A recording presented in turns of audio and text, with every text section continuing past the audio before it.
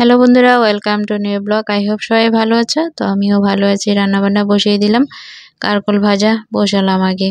কারকলগুলি লবণ হলুদ মেখে ঢাকা দিয়েছিলাম। তো দেখো ঢাকাতেই সিদ্ধ হয়ে গেছে, এক পিঠ হয়ে গেছে, উল্টিয়ে দিচ্ছি।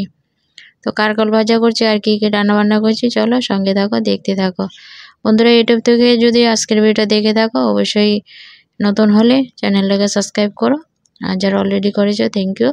আর অবশ্যই বেল আইকনটা বাজিয়ে রাখবে, তাহলে নিত্য নতুন ভিডিও নোটিফিকেশান পাবে। আর যারা ফেসবুক পেজ থেকে দেখো অবশ্যই ফেসবুক পেজটাকে ফলো না দিলে ফলো দিয়ে নেবে। আর এখানে দেখো কুমড়ো ডাঁটা আলু কেটে নিয়েছি, কুমড়ো ডাঁটা চচ্চড়ি করব।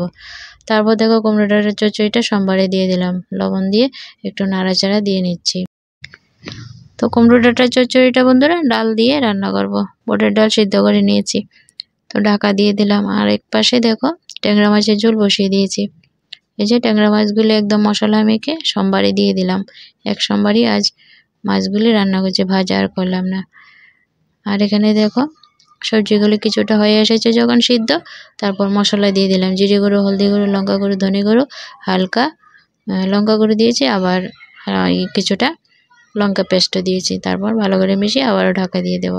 আর এই পাশে দেখো ট্যাংরা মাছের ঝোল দিয়ে দিলাম, পরিমাণ মতো লবণ দিয়ে এখন নাড়াচাড়া দিয়ে ফুটিয়ে নেব। আর এখানে দেখো এই যে কুমড়ো ডাঁটাগুলি আর কি একটু নাড়াচাড়া দিয়ে ভেজে নিচ্ছি। সিদ্ধ হয়ে গেছে হাফ।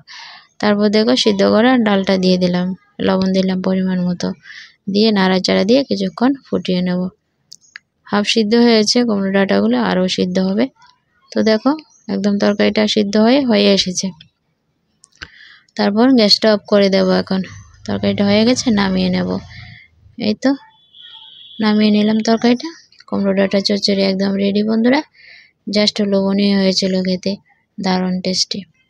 তো আজ রান্না করলাম কারকল ভাজি, আর হয়েছে কুমড়ো ডাঁটার চচ্চড়ি, আর ট্যাংরা মাছের ঝোল, আর হয়েছে মুগ ডাল। মুগ ডালটা দেখো বন্ধুরা কালারটা এরকম কেন, নাড়াচাড়া দিয়ে নি, জলটা উপরে বেশি আছে তার জন্য।